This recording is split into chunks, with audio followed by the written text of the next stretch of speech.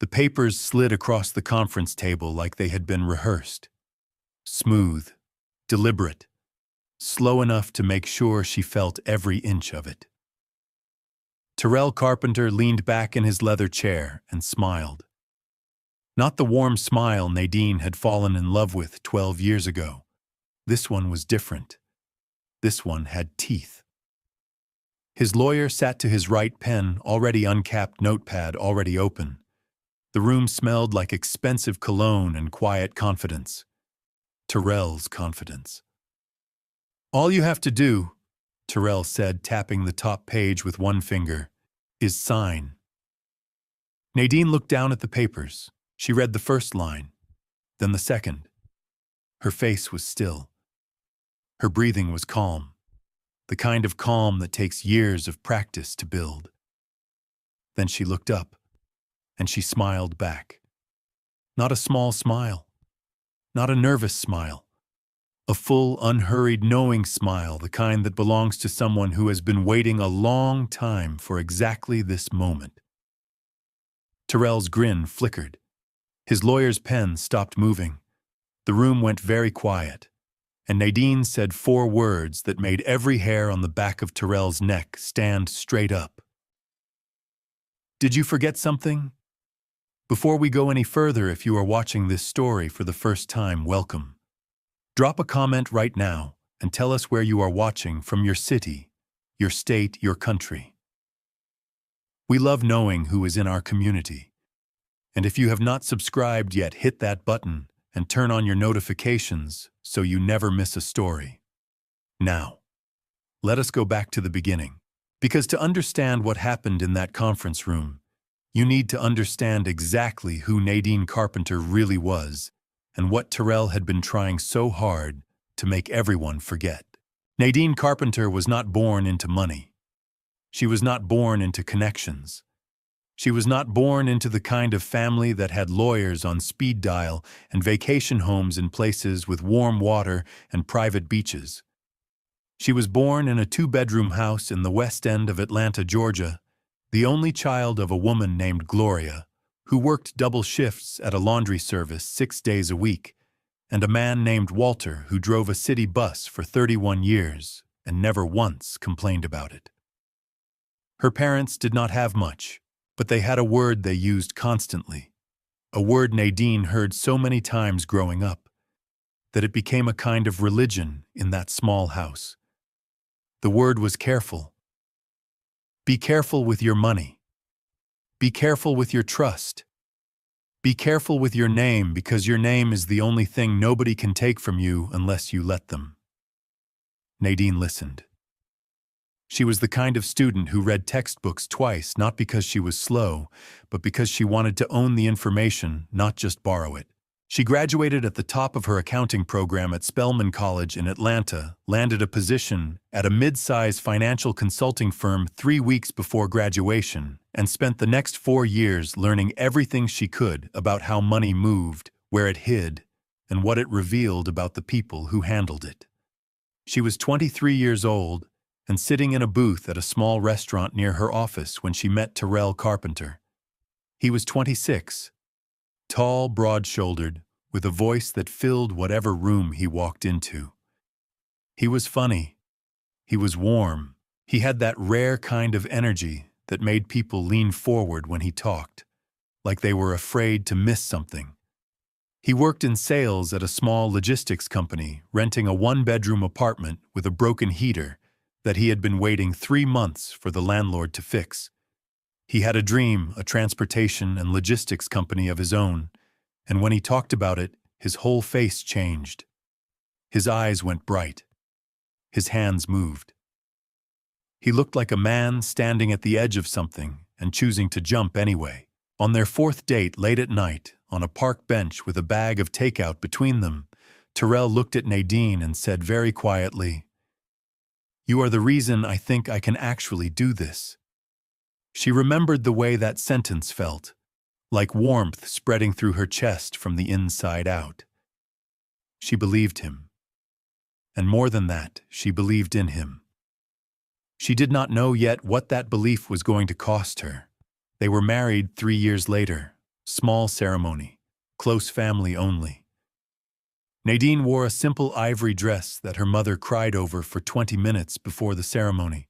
Terrell held both of her hands at the altar and said his vows without looking down at the paper, his eyes steady on hers the entire time. Afterward, at the small reception, he pulled her close and whispered against her temple, "M is the only reason any of this makes sense." She pressed her face into his shoulder and closed her eyes. She kept that memory for a long time. She took it out on hard days and held it the way you hold something small and warm to remind yourself that cold things are not the only true things. She should have known what it meant that she needed it so often. By the time Terrell was ready to launch his company Carpenter Freight Solutions, a logistics and transportation firm based in Atlanta, Nadine had been quietly laying the groundwork for 2 years. She had analyzed the market.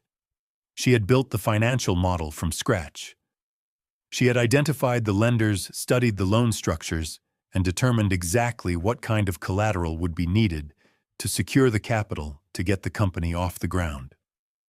The number was $750,000. There was only one way to get it. Nadine's grandmother had left her a house on the south side of Atlanta, a modest property paid off, completely worth $800,000 at current market value. It was the only significant asset Nadine personally owned. It was the house she had grown up visiting every Sunday. The house where her grandmother used to press her face between both hands and say, "This stays in our family. You hear me, this stays." Nadine signed the collateral agreement on a Tuesday morning. She did not tell anyone except her mother, who went silent for a long moment on the phone before saying, "You sure about this, baby?" Nadine said she was sure. She was not entirely sure, but she believed in Terrell, and so she signed. He never mentioned it publicly, not once, not to investors, not to partners, not to friends, not to anyone who covered his growing success in local business journals over the years that followed.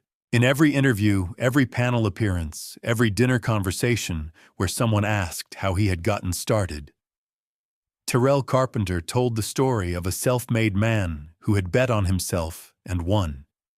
He talked about his vision, his grind, his sacrifice. He never said her name. Miss Odette Frazier had been the company's head accountant for 10 of Carpenter Freight Solutions' 12 years in operation. She was 61 years old, 5 feet 3 inches tall, with reading glasses she wore, pushed up on her forehead until she actually needed them, and a memory for numbers that made younger accountants uncomfortable. She had come to the company after 20 years in corporate finance, and she had stayed because she told Nadine once very plainly she had noticed in the first month that it was Nadine who actually understood the books, and she had decided that was a person worth working for. Miss Odette did not say things she did not mean. By the time the company turned 12 years old, Carpenter Freight Solutions had grown into a firm worth more than $12 million. It had 47 employees. It had contracts with 3 regional distribution networks and 1 national retail chain. It had an office on the 14th floor of a building in Midtown Atlanta, with a view of the skyline that made visitors catch their breath. And every single dollar of that growth, every restructured contract, every rescued quarter, every financial crisis quietly solved before it could become public, had Nadine Carpenter's fingerprints on it. But Terrell Carpenter's name was on the door. 6 months ago, Nadine came home early on a Wednesday afternoon and found a message notification open on the shared household tablet. She had not meant to look, but the preview was right there on the screen, visible before she could look away. Tonight was perfect. Can't stop thinking about you. Stop. Nadine stood in her own kitchen holding the tablet and said nothing. Her hands were not shaking. Not yet. But something shifted. Something deep and quiet and permanent. Like a lock turning. She set the tablet down. She went to her home office. She closed the door softly behind her. and she started to prepare. The preparation was not loud. It was not dramatic. It did not look like anything from the outside. That was the point. Nadine had spent 12 years learning how money moved through a company, where it pooled, where it thinned, where it disappeared into structures that looked clean on the surface, but were hollow underneath if you knew how to press. She had that knowledge the way a surgeon has knowledge of the body.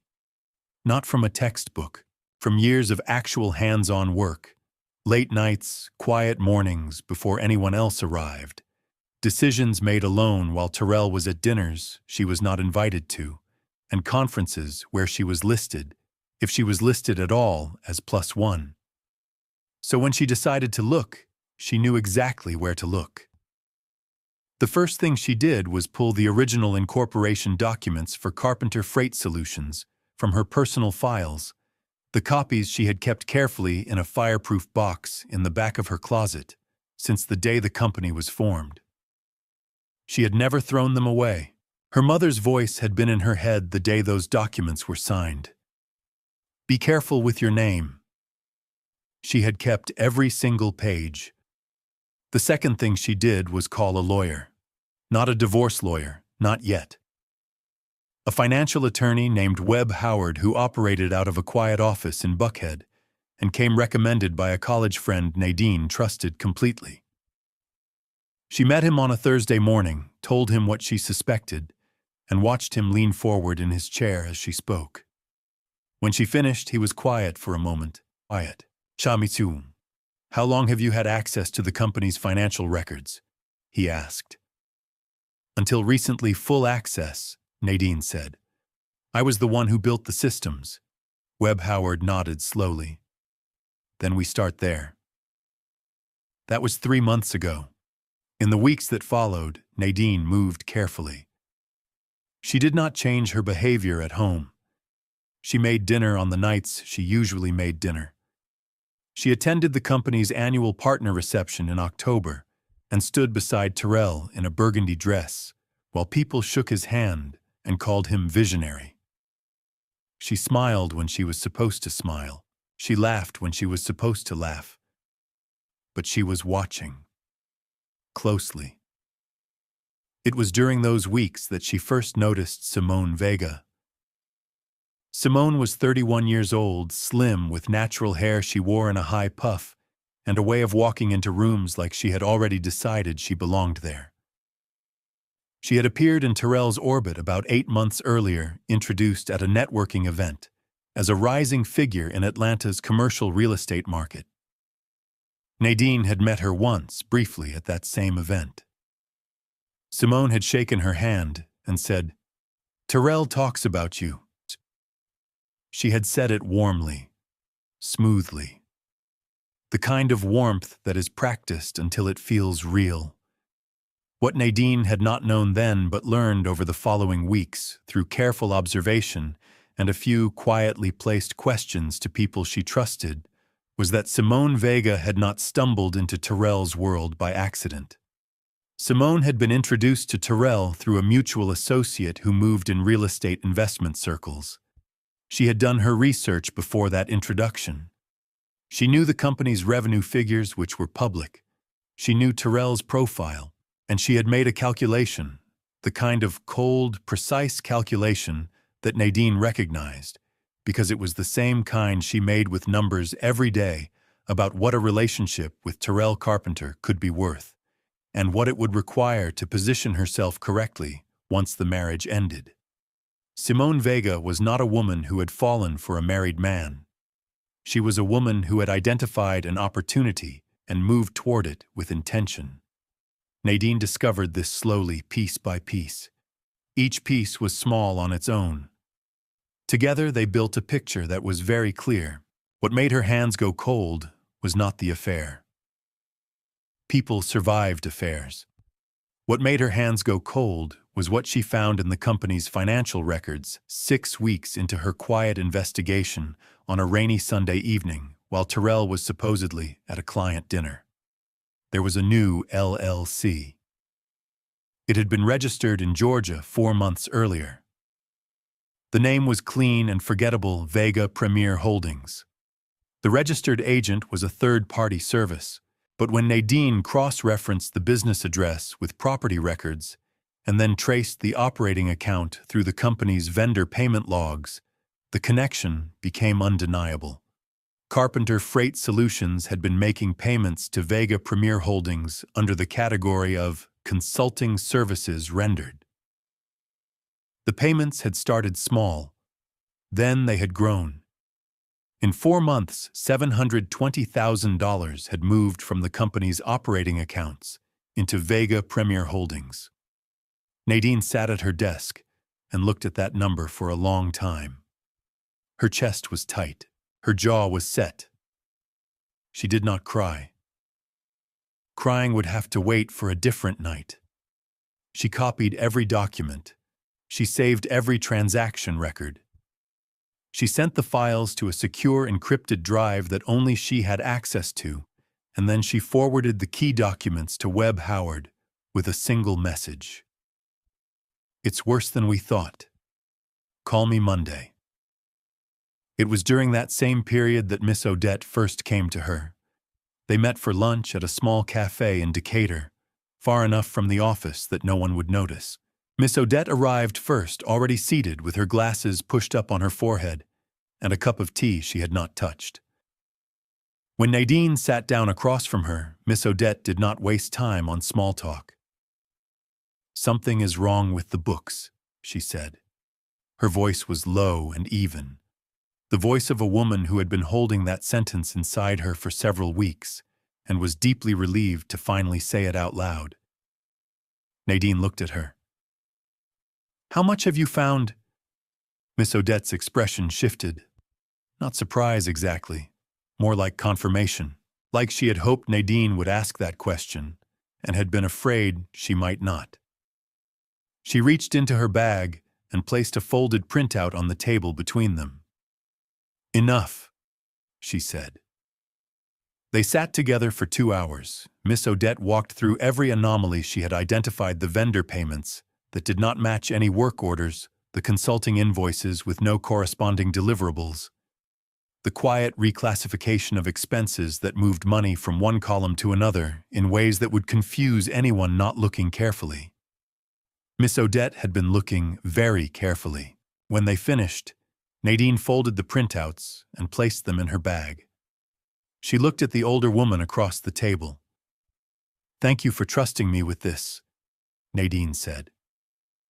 Miss Odette picked up her tea, took a slow sip, and set it back down. "I didn't do it for you," she said plainly. "I did it because somebody worked very hard to build something real, and somebody else has been taking a crowbar to it for months." She paused. "And because what is right is what is right." Nobody spoke for a moment. The silence said everything. Then Terrell made his next move, and it was the one that changed everything. The following Monday morning, Nadine arrived at the office to find a message from the company's IT administrator. Her access credentials to the financial management system had been deactivated over the weekend. When she called IT to ask why the young man on the phone sounded genuinely uncomfortable. "I'm sorry, Miss Carpenter. I was told the change came from the top.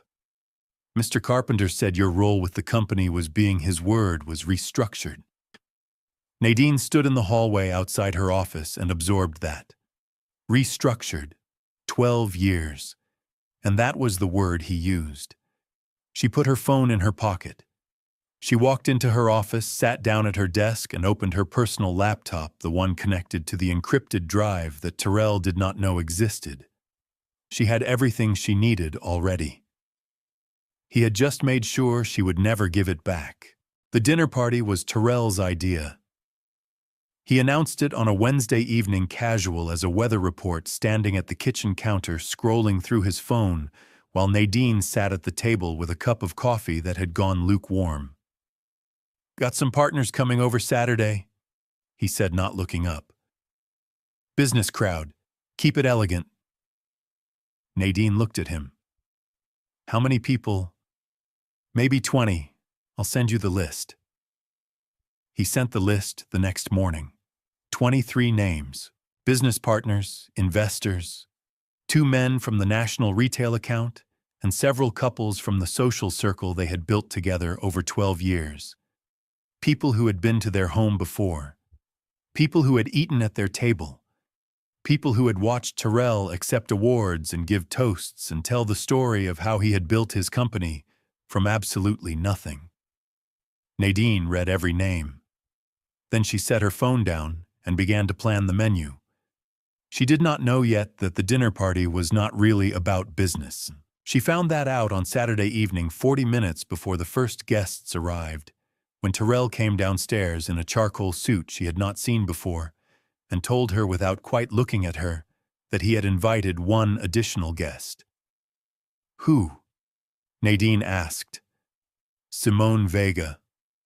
He straightened his cufflinks. She's been consulting on the Henderson distribution deal. It makes sense for her to be here. The word consulting landed between them like something dropped from a height. Nadine said nothing. She turned back to the kitchen and finished arranging the appetizer trays with steady hands, and she thought about what her mother used to say. Sometimes the most powerful thing you can do is let a person think they've gotten away with something. She kept her face smooth. She kept her voice pleasant. She greeted every guest at the door with the warmth she had always shown in that house. She made sure glasses were filled and conversations flowed, and the food came out right. She was a perfect hostess, exactly as she had been at every event over 12 years of marriage, and nobody in that room stopped to wonder how much invisible work went into making an evening feel that effortless. Simone Vega arrived 40 minutes into the party. She wore a fitted emerald dress and carried herself with the easy confidence of someone who had been preparing for this room for a long time. She greeted Terrell first a handshake that lasted a beat too long, a shared look that people who were not paying attention would have missed entirely. Then she moved through the room smooth and warm, introducing herself to the people she had not yet met.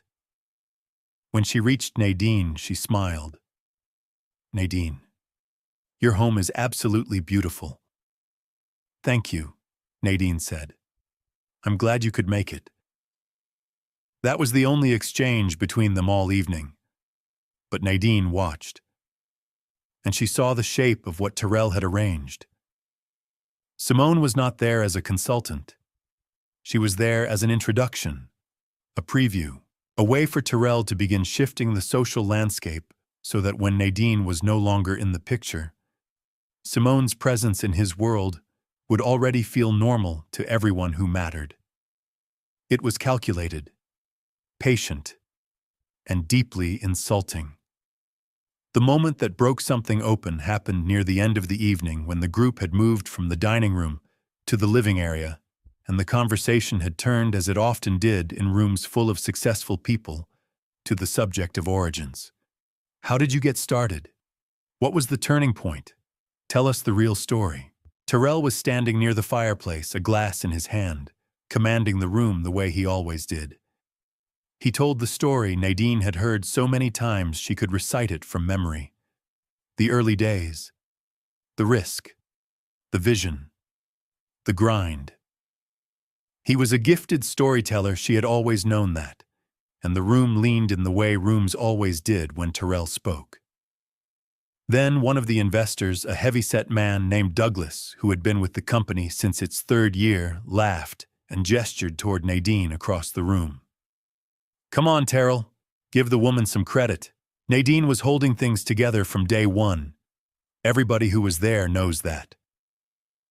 The room turned. Terrell smiled.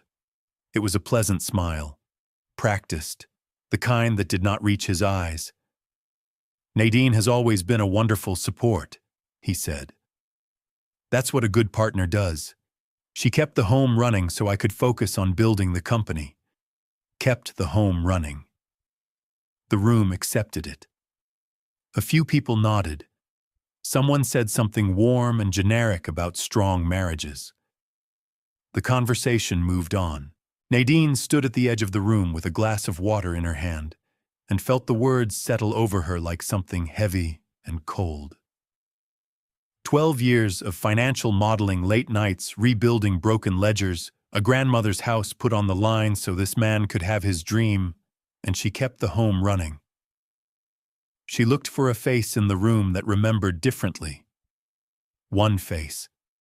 She found it. Across the room, partially blocked by a standing lamp, was a woman named Cheryl Okafor, an attorney who had known both Nadine and Terrell since the early years, who had watched Nadine save the company's accounts receivable from collapse during year 4, who had sat with Nadine in this very kitchen at 2 a.m.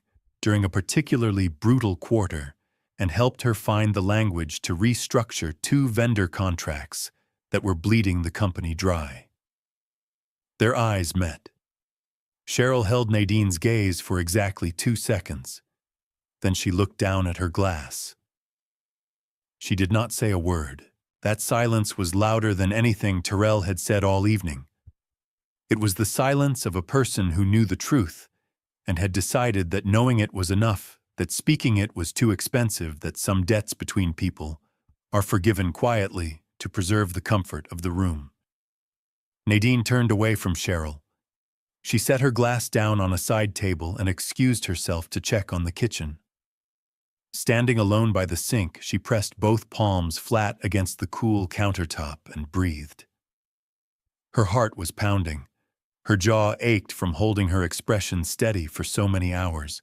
Later that night, long after the guests had gone, and the kitchen was clean and the house was quiet, Terrell stood in the bedroom doorway and looked at Nadine, who was sitting on the edge of the bed, still in her dress.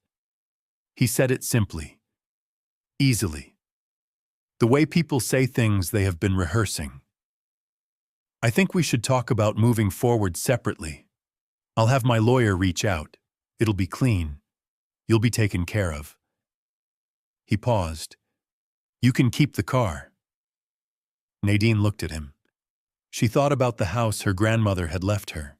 She thought about $720,000 moving quietly into Vega Premier Holdings. She thought about Cheryl's eyes dropping to her glass.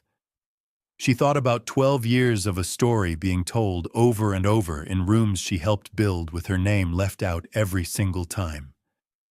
She felt something harden in her chest. Not anger. Something colder and more useful than anger. Okay, she said quietly.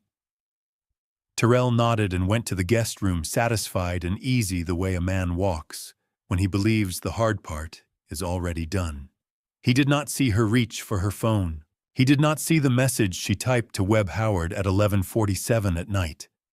He did not see the one she typed to Miss Odette right after. We move on Monday. Monday came in gray and quiet. Atlanta in late November had a particular kind of cold, not the bone-deep cold of northern cities, but a damp, low chill that settled into everything, made the mornings feel heavier than they should. Made people walk a little faster and talk a little less. Nadine woke up at 5:30 in the morning, made a pot of coffee, and sat at her kitchen table in the dark, while the city came slowly to life outside the window. She was not nervous. She had expected to be nervous. She had prepared for nervous. But what she felt instead was something quieter and steadier. The feeling of a woman who had done all the work that could be done and was now simply waiting for the work to speak. She showered. She dressed carefully. Dark trousers, a cream blouse, a single strand of pearls that had belonged to her mother. She looked at herself in the mirror for a long moment before she left the house. She looked like herself. Exactly herself. That felt important. Webb Howard's office was on the 18th floor of a building in Buckhead. Floor-to-ceiling windows, clean lines, the kind of quiet that good offices have, the quiet of a place where serious things are handled seriously. When Nadine arrived at 8 in the morning, Miss Odette was already there, seated at the conference table with a large cardboard box beside her chair and her reading glasses pushed up on her forehead. She had a legal pad in front of her, already half covered in neat, precise handwriting. Webb Howard stood when Nadine entered.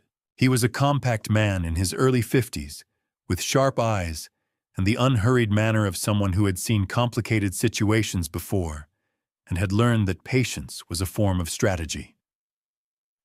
"Ready?" he said. "Yes," Nadine said. She sat down.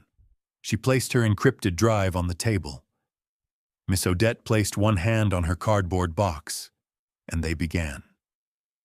For the next 3 hours, they built the case piece by piece the way you build something meant to last, carefully, from the foundation up, making sure every layer was solid before adding the next one.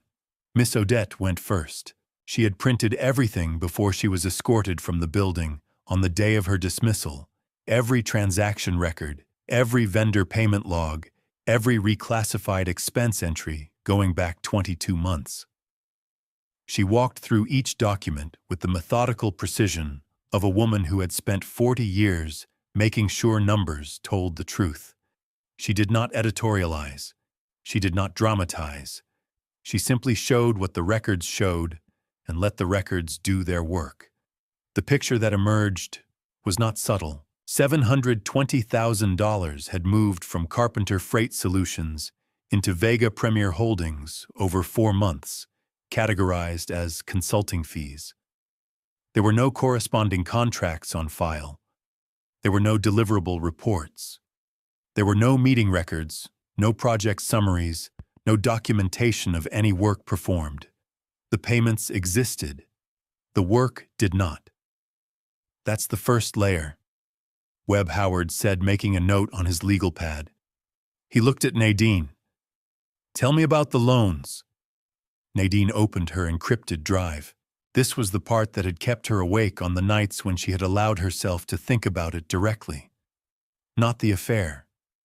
Not even the stolen money. This.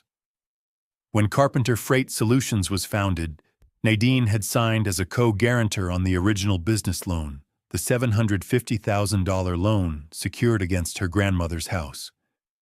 That was known. That was documented. What she had not known, what she had discovered only 6 weeks into her investigation, when she pulled a full credit inquiry on her own name, was what had happened afterward. 12 months ago, Terrell had used the same loan structure, the same original agreements, the same lender relationships that had been built on the foundation of Nadine's collateral to secure 2 additional lines of credit. The first was $1,800,000. The second was $2,500,000. Total $4,300,000 in new debt drawn on frameworks that carried Nadine's name in the original guarantor language that had never been formally amended or released. And on both new loan agreements in the signature line, designated for the co-guarantor, was Nadine's signature. She had never signed those documents. She had never seen those documents. She had been sitting across a conference table from Webb Howard the first time she had read them. Webb set the loan agreements down and looked at them for a moment without speaking. Then he said carefully, "The signature on both of these documents will need to go to a forensic document examiner." "I've already arranged it," Nadine said. "I used the same firm you recommended for the vendor contract review. Their preliminary assessment came back Friday." She slid a 2-page report across the table. Webb read it. His expression did not change, but something in his posture shifted a slight forward, leaned the almost imperceptible adjustment of a man whose thinking has just sharpened considerably. The forensic examiner had identified 19 specific inconsistencies between the signatures on the 2 loan agreements and verified samples of Nadine's genuine signature. Pressure variations, pen lift patterns, the specific way Nadine formed the capital N in her name, a small leftward hook at the top that she had developed in middle school and never lost. The signatures on the loan documents did not have it. Every genuine sample of her signature did. "Forgery," Miss Odette said from across the table. She said it plainly, not with satisfaction, with the tone of a woman naming a thing correctly because it deserved its correct name. Forgery, Webb confirmed. He set the report down and looked at Nadine, which means the $4,300,000 in debt on those two agreements does not legally belong to you. Nadine nodded slowly. It belongs to him, she said. Every cent of it, Webb said. And because those funds were used at least in part to capitalize the LLC that has been receiving the fraudulent consulting payments, the structure of what he built with Simone Vega is built directly on top of a forged instrument. He paused. That is not a civil matter, Nadine. That is a criminal matter. The room was very quiet for a moment. Miss Odette picked up her pen and made a small, neat mark on her legal pad. Outside the window, Atlanta spread out 18 floors below them, gray and moving and completely unaware of what was being assembled in that room. Nadine looked at her hands flat on the table. She thought about her grandmother's house. She thought about a Tuesday morning signature. She thought about a man at an altar who had looked her in the eyes without looking down at the paper. She thought about how long she had loved someone who had been keeping a ledger against her the entire time. What do we do next? She asked. Webb Howard picked up his pen. We give him exactly what he asked for, he said. We schedule the divorce meeting. We let him walk in thinking he has already won. He looked at Nadine steadily. And then we show him what winning actually looks like. Miss Odette looked up from her legal pad. For the first time all morning, something that was almost a smile crossed her face. I'll bring the box, she said. The meeting was scheduled for a Thursday morning at 9 o'clock in the morning. Webb Howard's conference room. Neutral ground, or what Terrell would believe was neutral ground. Nadine had chosen the location deliberately. Not a courtroom, not a mediation center. A private conference room in a building Terrell had never been to, with windows that looked out over the city he believed he had conquered, and a table long enough that the distance between the two sides would feel significant. Terrell arrived 7 minutes early. He came with his attorney, a man named Gordon Price, well-dressed and well-regarded in Atlanta's legal circles, the kind of lawyer you hired when you wanted to send a message about how seriously you were taking something. Gordon Price carried a slim leather briefcase and the quiet confidence of a man who had handled many of these meetings and found most of them straightforward. Terrell himself wore a navy suit. He looked rested. He looked good. The way men who believe they are about to get everything they want tend to look loose in the shoulders, easy in the jaw, carrying themselves with the particular lightness of someone who has already written the ending in their head. He glanced around the conference room when he entered. He noted the table, the chairs, the view. He nodded at Nadine, brief and businesslike, the way you nod at someone you have already mentally moved past. He did not notice that Nadine's chair was positioned with her back to the window, which meant the light was behind her. He did not notice that Webb Howard had arranged the table so that Gordon Price's seat faced the window directly. Small things, deliberate things. Nadine noticed. She had helped arrange them the evening before. Gordon Price set his briefcase on the table, clicked it open, and removed a clean set of documents. The divorce agreement. Prepared, organized, tabbed for signatures. He slid a copy across to Webb Howard without ceremony. We can keep this brief, Gordon said pleasantly. The terms are straightforward. Mr. Carpenter is prepared to be generous. His client would like to proceed amicably and efficiently. Webb Howard accepted the documents without looking at them. He set them to one side. Gordon Price's smile held, but his eyes sharpened slightly. My client has reviewed the proposed terms, Webb said. Before we discuss them, she'd like to put a few items on the table. Terrell leaned back in his chair. He glanced at Nadine with an expression that was almost fond, the expression of someone watching a predictable move in a game he was certain he had already won. "Of course," he said. "That's what we're here for." Nadine did not look at him. She reached into the folder in front of her and removed 3 sets of documents, each clipped neatly, each placed on the table with the quiet deliberateness of someone who had rehearsed this moment, not out of nervousness, but out of respect for its importance. She pushed the first set toward Gordon Price. He looked down. He began to read. The pleasant expression on his face did not disappear immediately. It faded gradually, the way light fades at the end of the day, slowly enough that you almost do not notice until the room is darker than it was. The first set was the forensic examination report. 19 inconsistencies. The capital N with the leftward hook. The pressure variations. The conclusion stated in the clean, unambiguous language of expert analysis, the signatures on both loan agreements were not consistent with the verified signature samples of Nadine Carpenter and showed characteristics indicative of fraudulent reproduction. Gordon Price set it down. He picked up the second set. The second set was the transaction record for Vega Premier Holdings. 22 months of payments from Carpenter Freight Solutions, $720,000 in consulting fees, with no contracts, no deliverables, no documentation of any work performed.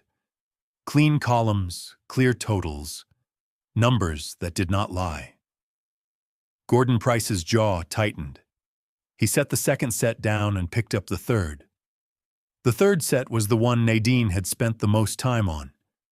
It was the original incorporation documents for Carpenter Freight Solutions, the ones from her fireproof box, the ones she had kept for 12 years, because her mother's voice had told her to be careful with her name. Buried in the original operating agreement in a clause on page 11 that had never been amended, never been revisited, never been discussed, because the company had grown so fast that the paperwork had simply been left as it was a provision stating that Nadine Carpenter held co-ownership rights in the company commensurate with her role as co-guarantor and founding financial architect.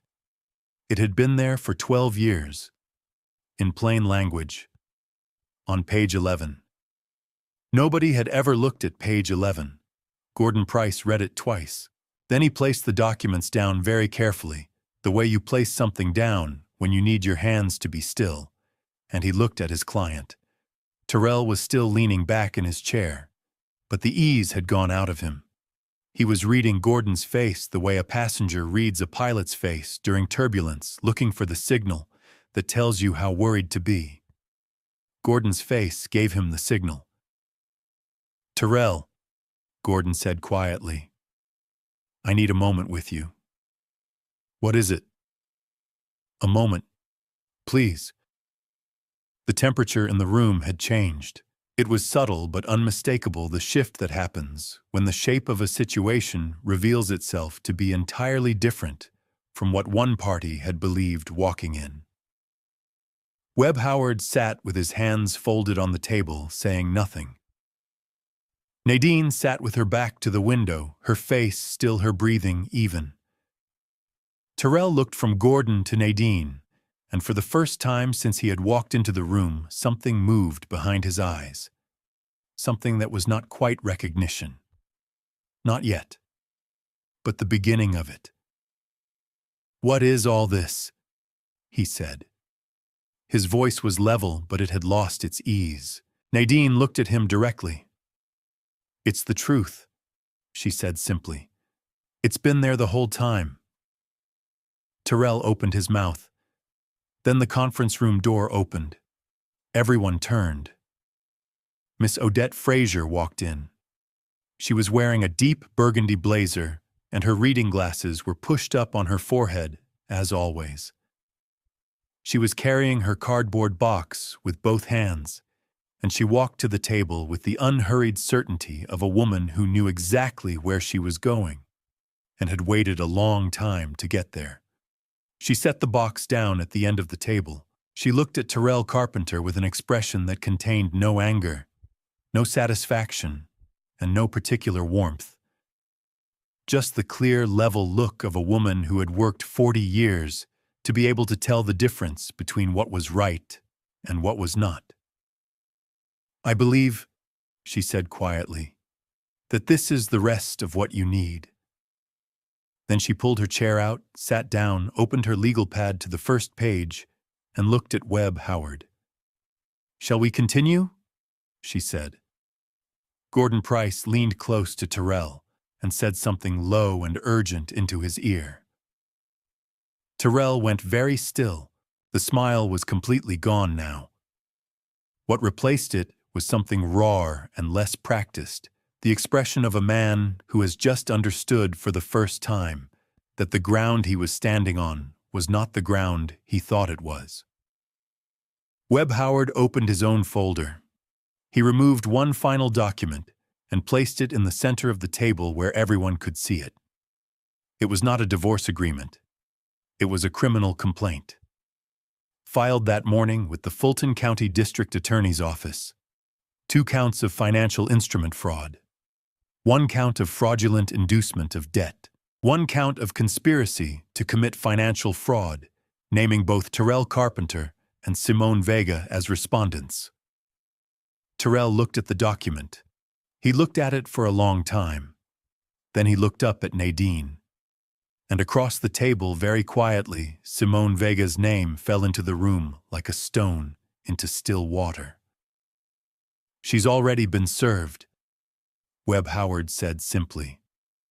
"As of this morning."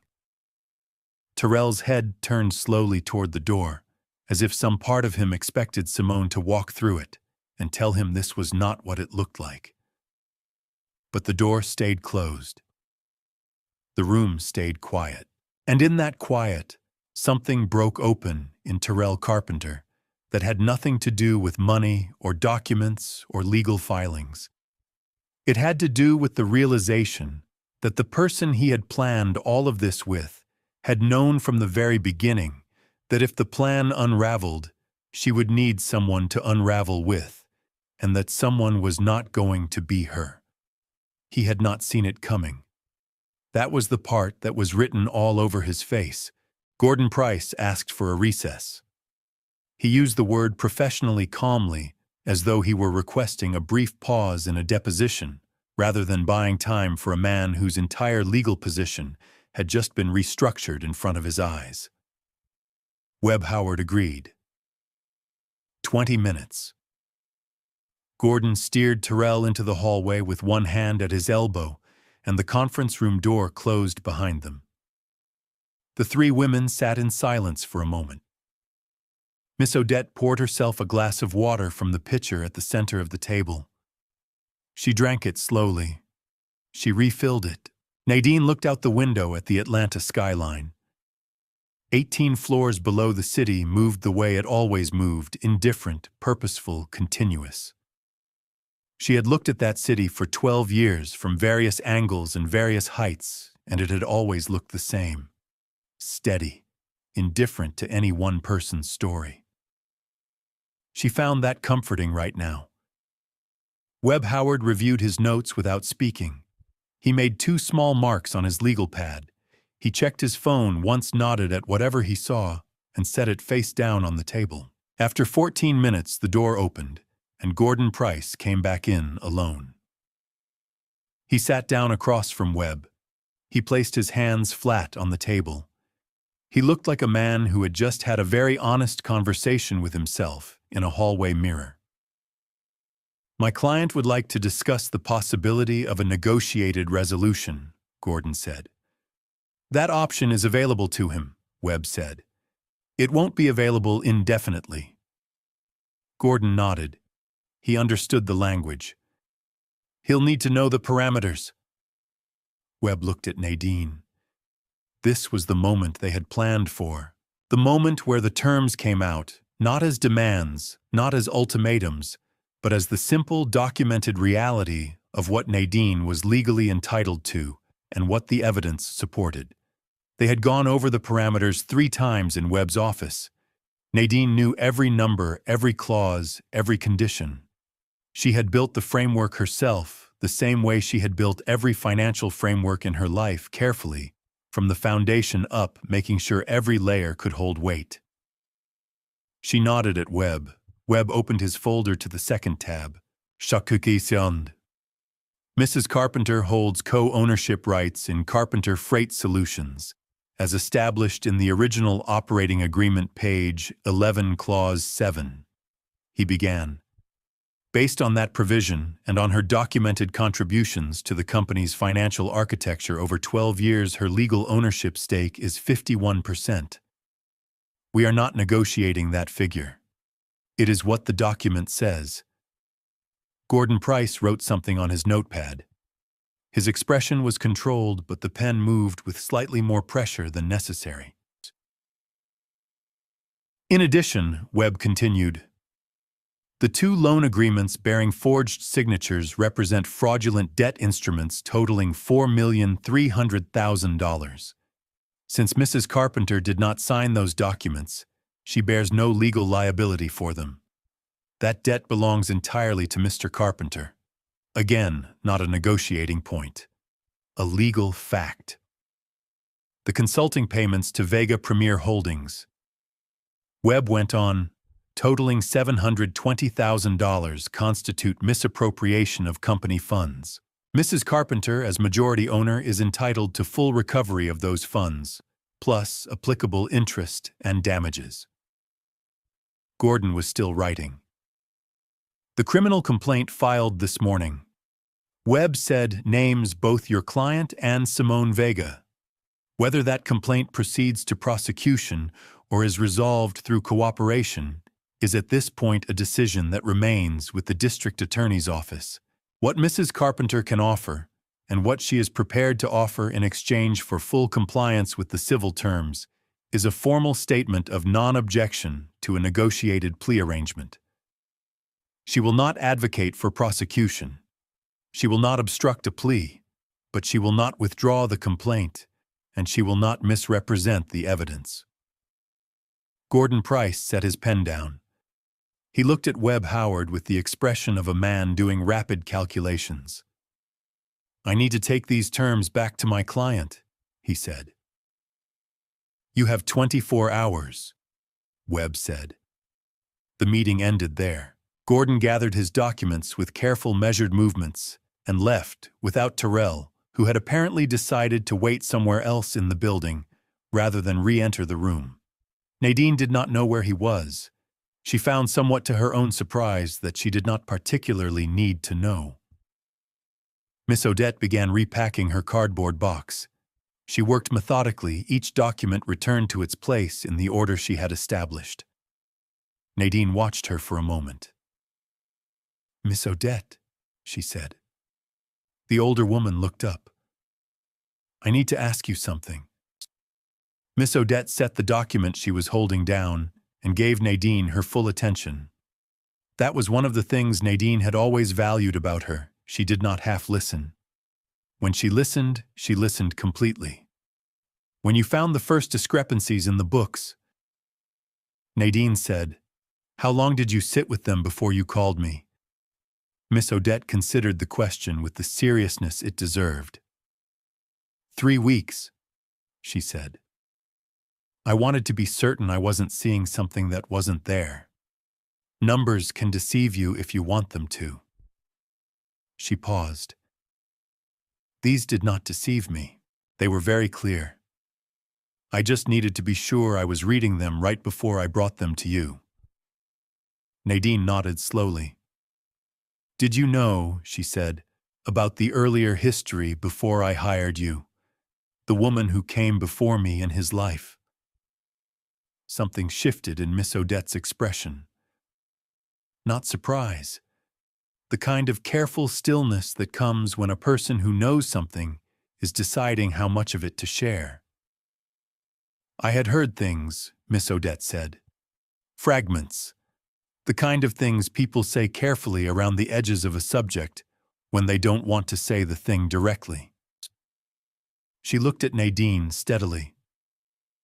There was a woman, before the company, a business partner. I heard she walked away from something that was partly hers and got nothing for it. Nadine was very still. Do you know her name? Renata, Miss Odette said. I don't know her last name. I only heard it once years ago from someone who used to work in the logistics space before Terrell's company grew large enough that people stopped talking about the early days. She paused. I can try to find her. I still have contacts in that world. Nadine looked at her for a long moment. I'll find her, she said. Miss Odette wrote the name on her legal pad. Renata. She underlined it once neatly and closed the pad. Webb Howard had been listening from the end of the table. He did not comment on the exchange. He simply made a note of his own and continued gathering his files with the unhurried efficiency of a man who understood that some of the most important work in a case happened in the margins. Outside in the hallway, somewhere beyond the closed conference room door, Nadine Carpenter was standing with his phone in his hand.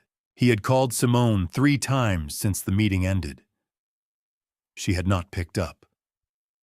The 4th call went straight to voicemail.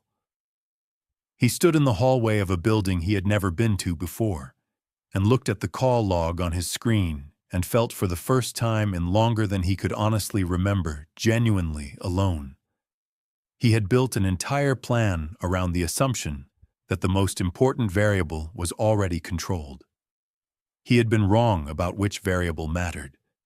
He had been wrong about a great many things, and in 24 hours, he was going to have to sit back down at that table and answer for all of them. Terrell called at 9:47 that night. Nadine was sitting in the living room of the house. The house that was hers had always been hers, in every way that actually mattered, though the deed listed both their names with a cup of chamomile tea and no lights on except the lamp in the corner. She had been sitting there for about an hour, not thinking in any organized way, just sitting, letting the day settle into its own shape. Her phone lit up on the cushion beside her. She looked at his name on the screen for 2 full rings. Then she picked up. I need to see you, Terrell said. No greeting, no preamble. His voice was different from the voice he had used in the conference room that morning. The ease was completely gone. What was left underneath sounded unfamiliar, thinner, stripped of its usual layering. It's almost 10 at night, Nadine said. I know. I know what time it is. A pause. Please. She heard something in that word that she had not heard from him in years. Not the performance of vulnerability. She had seen enough of that over the course of their marriage to know what it looked like. This was different. This was the sound of a man who had run out of performances and was standing in whatever was left underneath them. She told him he could come. He arrived 20 minutes later. He rang the doorbell of his own house. She noticed that. She did not comment on it. She opened the door, and he came in, and they sat across from each other at the kitchen table, the same table where they had eaten thousands of meals, where she had worked through countless late nights rebuilding his company's books while he slept, where she had sat alone that Wednesday afternoon with a tablet in her hand and felt a lock turning somewhere deep inside her. He looked tired. Not the pleasant, well-rested tired of a man winding down from a productive day. The other kind. The kind that goes all the way down. He folded his hands on the table and looked at them. I need you to understand something, he said. All right, Nadine said. I knew. He said it without looking up. From the beginning, I always knew exactly what you were doing and what it was worth. Every model you built, every quarter you saved, every night you sat up when I was already asleep. He paused. I knew. The kitchen was very quiet. Then why? Nadine said, and her voice was steady. Did you spend 12 years telling everyone else a different story? Terrell was silent for a long moment. When he spoke, the words came slowly, like things being pulled up from somewhere he did not usually go. Because the story where I did it alone was the story I needed, he said. I needed to be the man who built something from nothing. I needed that to be true for other people and for myself. If I told the real story, I was just a man whose wife saved him over and over again.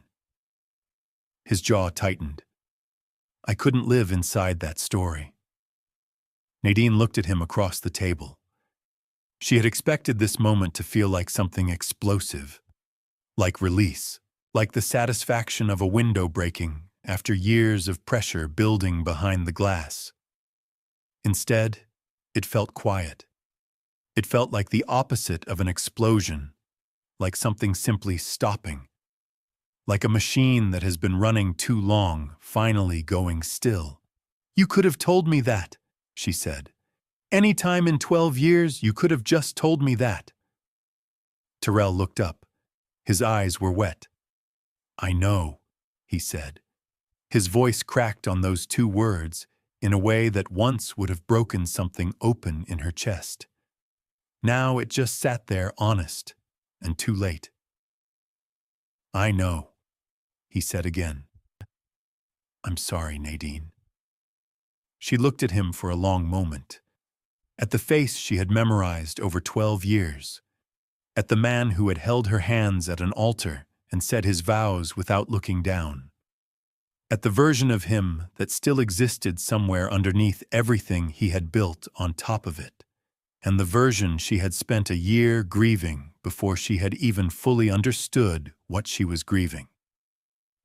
I hear you, she said. She did not say she forgave him. She did not say she did not. Some things did not need resolution in a single night. Some things just needed to be said out loud in the right room so they could stop living in the dark. She stood up. She picked up her tea. You should talk to Gordon in the morning, she said. There's a path through this that doesn't destroy everything, but it requires you to be honest with the lawyers, with the process, and with yourself.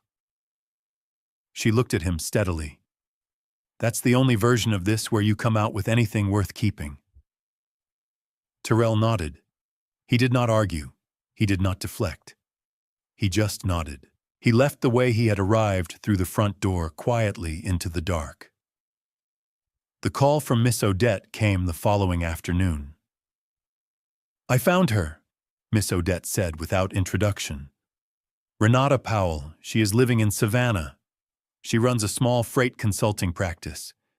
She has been running it for 9 years. Nadine sat up straighter. Did you speak with her briefly?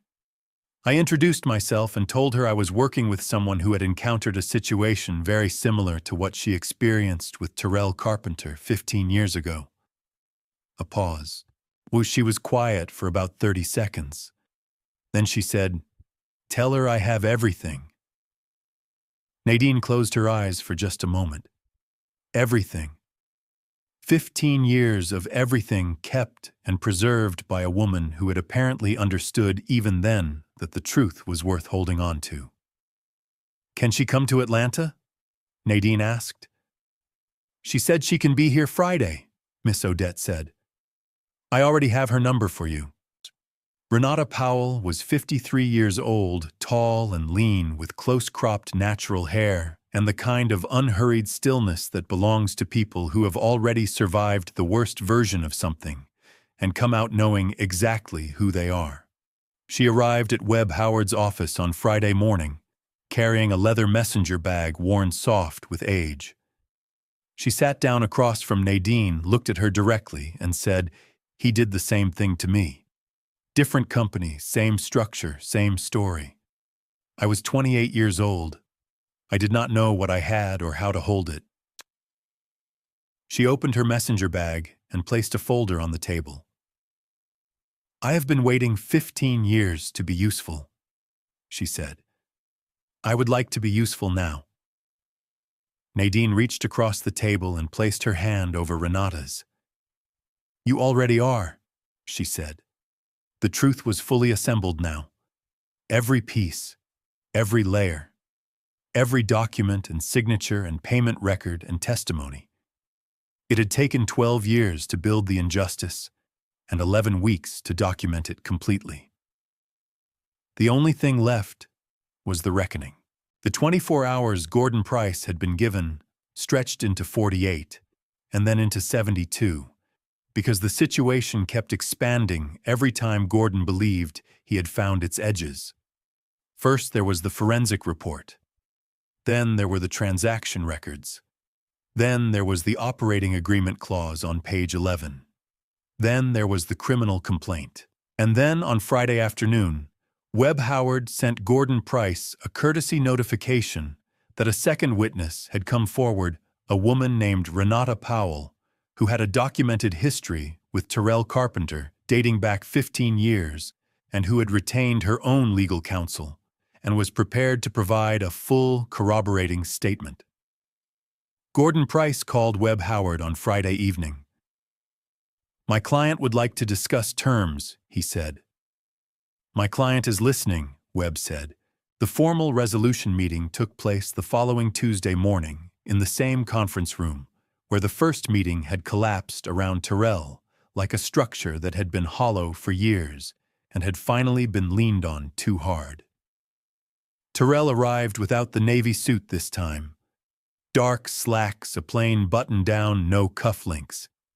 He looked like a man who had spent a week sleeping badly and thinking too much, which was exactly what he was. Gordon Price sat beside him with a legal pad covered in careful notes and the expression of an attorney who had done everything a good attorney could do and was now managing outcomes rather than shaping them. Nadine arrived with Webb Howard and Miss Odette. Renata Powell sat at the far end of the table. She had met Nadine twice now, once in Webb's office on Friday, and once over coffee the following morning, just the two of them, no lawyers, talking in the direct and honest way that women talk when they recognize each other's specific kind of survival. Renata's presence at the table was not theatrical. It was not intended to wound. It was simply necessary. The truth needed its full shape in the room. Terrell looked at Renata when she sat down. Something moved across his face, recognition, and beneath the recognition, something that might have been shame if it had been given more room to develop. He looked away first. Gordon Price opened the proceedings. "My client has reviewed all documentation and accepts the following terms," he said. He spoke in the measured professional tone of a man reading from a document he had negotiated hard to arrive at.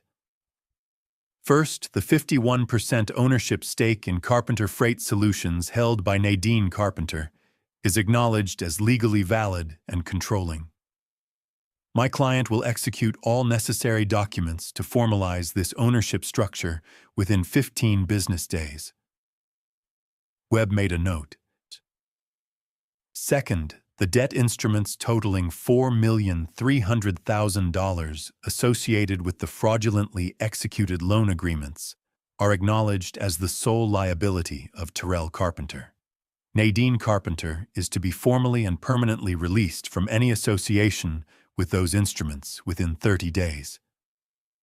Miss Odette made a note on her legal pad, a small, neat mark, the kind she made when something important was correctly resolved.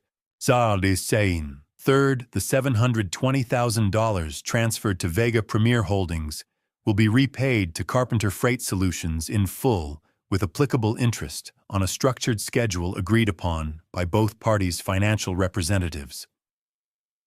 Terrell was looking at the table. His hands were flat on its surface. He was not moving. Fourth, with respect to the criminal complaint filed with the Fulton County District Attorney's Office, my client agrees to full cooperation with any investigative process and accepts responsibility for his role in the preparation and submission of the fraudulent loan instruments. He will provide a complete and truthful account to the District Attorney's Office and will not contest the findings. Gordon paused. In exchange, Mrs. Carpenter confirms her position of non-objection to a negotiated plea arrangement as previously communicated. Webb looked at Nadine. She nodded once. Confirmed, Webb said. Gordon set his papers down. He looked across the table at Webb Howard with the expression of a man who had reached the end of a very long road and was ready to stop walking. I believe that covers the primary terms. It does, Webb said. We'll have the formal agreement drafted by end of week. The room was quiet for a moment. The particular quiet of a situation that has been resolved not happily, not cleanly, not without damage, but resolved. The kind of quiet that comes after something has finally stopped moving. Then Terrell looked up. He did not look at his lawyer. He did not look at Webb Howard or Miss Odette. He looked at Nadine. His eyes were steady in the way that eyes are steady when a person has decided to do one honest thing regardless of how it lands. I want to say something, he said. His voice was quiet. Not performance, not strategy. Nobody told him not to. Gordon Price looked like he might have preferred to, but he said nothing. Everything that company became, Terrell said she built, not helped build, not supported, built. The models, the structure, the recovery plans, the contracts that kept us alive in years 2 and 3 when I was too proud to admit we were drowning. He stopped. He breathed. I took credit for all of it for 12 years and told myself I deserved to because the idea was mine. The idea was mine. That is the only true thing in the story I have been telling. He looked at the table again. The rest of it belonged to her. Nobody in the room spoke. Renata Powell looked at the wall. Her jaw was tight. She had heard a version of that speech, 15 years too late to matter for her own story, and the feeling of hearing it now secondhand in a room where someone else was finally receiving what should have been given long ago was complicated in ways that would take time to fully understand. Miss Odette sat with her hands folded and her eyes on Terrell with an expression that was not forgiveness and was not condemnation. It was simply witness, the clear, steady gaze of a woman who had lived long enough to know that people were capable of both tremendous cruelty and genuine reckoning sometimes within the same lifetime. Nadine looked at Terrell for a long moment. I know, she said simply. 2 words. The same 2 words he had said to her at the kitchen table in the dark, the night he had come back and told her the truth. She gave them back to him now, not as absolution, not as dismissal, but as acknowledgement. She heard him. She had always heard him. She had known the truth long before he admitted it. That was in the end the most devastating thing of all. The meeting concluded 40 minutes later. Documents were exchanged. Signatures were gathered. Hands were shaken with the professional courtesy of people who understood that this chapter was closing and that the closing was permanent.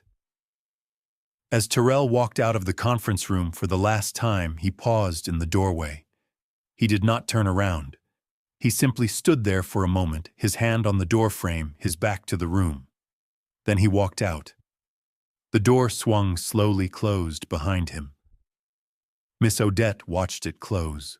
Then she picked up her pen and drew a clean, single line through the name Terrell Carpenter on her legal pad, not violently, not with satisfaction, but with the quiet finality of a woman closing an account that had been open far too long.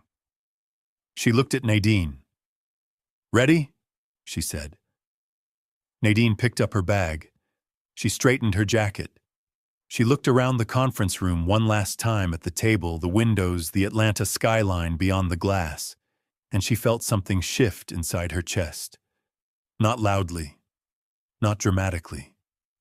Just a quiet, permanent settling, like a foundation finding its level after years of being asked to hold too much on one side. "Yes," she said. and she walked out into the hallway, into the light, into everything that came next. 3 months after the resolution meeting, the sign outside the 14th floor office in Midtown Atlanta was changed. It was a Tuesday morning early before most of the building's tenants had arrived.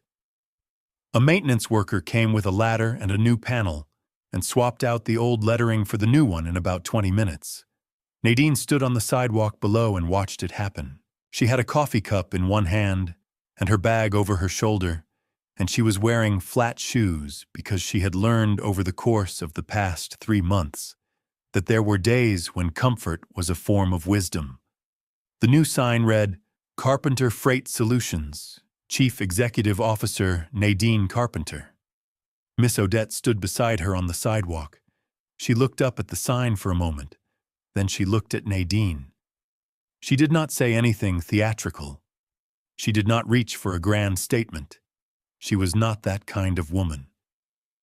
The quarterly projections are on your desk, she said. Your third quarter is looking strong. Nadine smiled.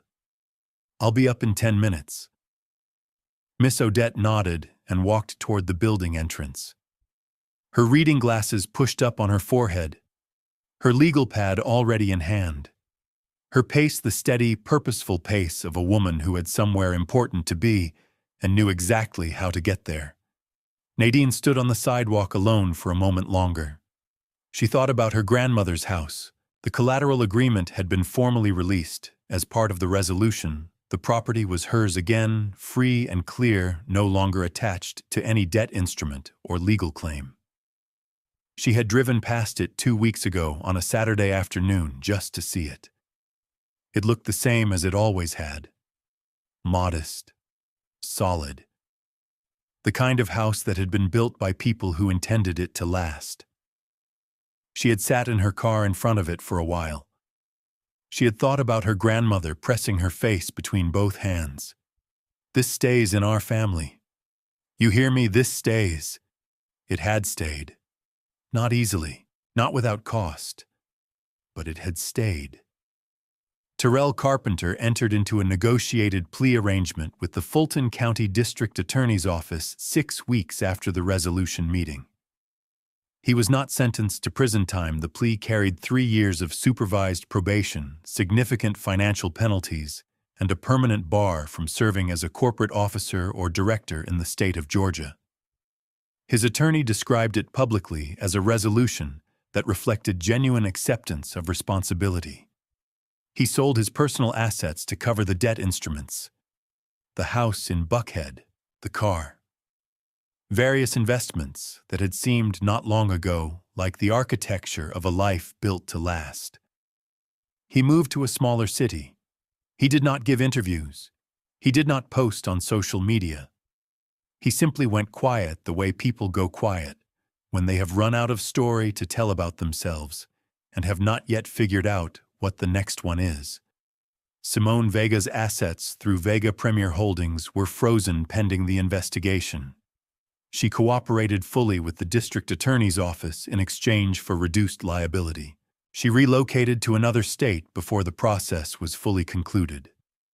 The commercial real estate world she had moved through so confidently contracted around her absence and closed back up the way water closes over a stone smoothly and completely. Cheryl Okafor sent Nadine a card. It arrived about a month after everything became public. Inside, in Cheryl's careful handwriting, were 2 sentences. I should have spoken up that night. I am sorry I did not. Nadine read it twice. She put it in a drawer. She did not respond right away. Some apologies needed time to find their proper place. Not forgiveness exactly, not dismissal, but somewhere honest in between. There is a thing that happens when a person spends years building something real, something made of actual work, actual thought, actual sacrifice, and watches someone else take the credit for it. A quiet erosion happens. Not all at once. Day by day, dinner party by dinner party, interview by interview, until the person who actually built the thing starts to wonder in the small hours of the night whether the version of the story being told is the true one. Nadine Carpenter never stopped knowing the truth, but she had spent years carrying it alone, and alone is heavy no matter how strong you are. What saved her was not the documents. It was not the forensic report or the page 11 clause or the encrypted drive. Those were tools. What saved her was the habit her parents had given her when she was a girl in a 2-bedroom house in the West End of Atlanta, the habit of being careful. Careful with her money. Careful with her trust. Careful with her name. She had kept every piece of paper. She had kept every record. She had kept herself, and when the moment came, she was ready. The truth does not expire. It does not weaken with time. It does not care how loud or how confident or how charming the person standing on top of it is. It simply waits patient and permanent for the right room and the right moment and the right woman with the right box of documents to walk through the door and set it all down on the table. Be careful with your name. Be careful with what you sign. And be very, very careful about underestimating the woman who built everything you are standing on. She remembers exactly what she built, and one day she will prove it. If this story moved something in you, today drop a comment below and tell us what you felt in that moment when Nadine smiled back across that table. Tell us where you are watching from, your city, your state, your country. We love knowing who is in this community with us.